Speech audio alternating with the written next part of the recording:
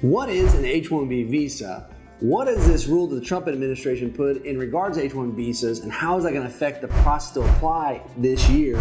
And what is this other memo that President Biden put in to try to stop that memo? Listen today at Immigration Wednesdays to find the answers to these questions. Hi, I am Attorney Jeff Peek, and today we're talking about H-1B visas. H-1B visas are professional visas, usually for companies filing for employees who are usually college educated, who have degrees in all sorts of types of industries and fields, and they can come here and work. Usually the process requires you filing an application period that starts in the first of the year. Traditionally it's been April 1st, and they start work if they're approved in October. H-1B visas have limits. There's only a certain amount every year, 66,000 for the first batch for the entire country. Imagine the entire country trying to get that many visas, and then an additional cap of an additional 20,000 for people with master's degrees. So these are very coveted visas. Businesses are always trying to eat them up. You're competing against the Googles and the Apples and the Dells and all sorts of other companies who are trying to get all sorts of software engineers and those kind of things. But it could be even smaller companies trying to get them. And there's just not enough visas for all the applicants. So what they did is they created a lottery process, right? Americans love a good lottery. Let's make a lottery process. Seems fair. So for years, people would all have to file their applications on April 1st and just wait and hope that they got picked.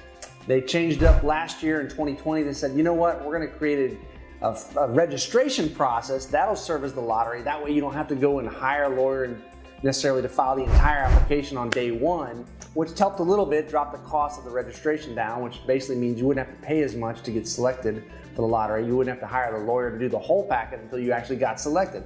Okay, that seems like a win-win, right? So we went forward last year, had the lottery process. Well, little did we know that President Trump in the last weeks and months of administration were putting forward a new rule to change up who's going to get H-1B visas. And who is that, you think? They decided those who are being offered the highest salaries, foreign nationals who are being offered the higher salaries. Why would they do that, you ask? Well, I guess their logic would be, well, we don't want to use the H-1B process to replace American capable workers. And there's always been this mentality that we're bringing over these workers from H-1B, from other countries, from China, from India, to do these jobs that really Americans can do, and they're driving down the wages.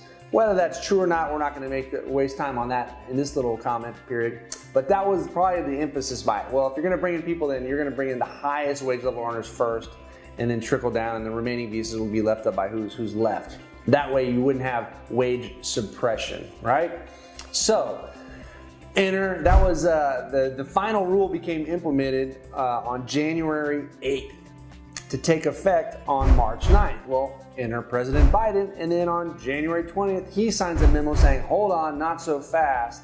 We want to postpone the implementation of this rule until we've had a chance to take a look at it. Well, the problem is we're running out of time. Here we are. It's the beginning of February. Companies are starting to contact lawyers. People are contacting lawyers. Hey, I want an H-1B. What's the process? And nobody really knows what to tell you right now. So all we can say is stay tuned. What's probably going to happen in the next couple of weeks, it has to be the next couple of weeks, and I'll tell you why in a second. The Biden administration is going to have to publish something saying whether they're going to proceed on the Trump rule or they're going to pause it and wait to do more discovery and decision making on that until the next year. And they have to decide, because if April 1st is the first day you can traditionally file for these, there's all sorts of rules saying you have to give the public 30 days notice.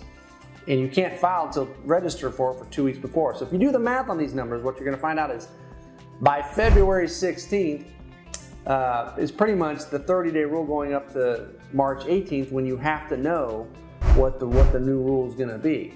So we're not that far. We're about 10, 12 days away from that. So I think we'll know in the next 10 to 12 days. What's it going to be? The Trump rule or the old rule or some kind of new rule?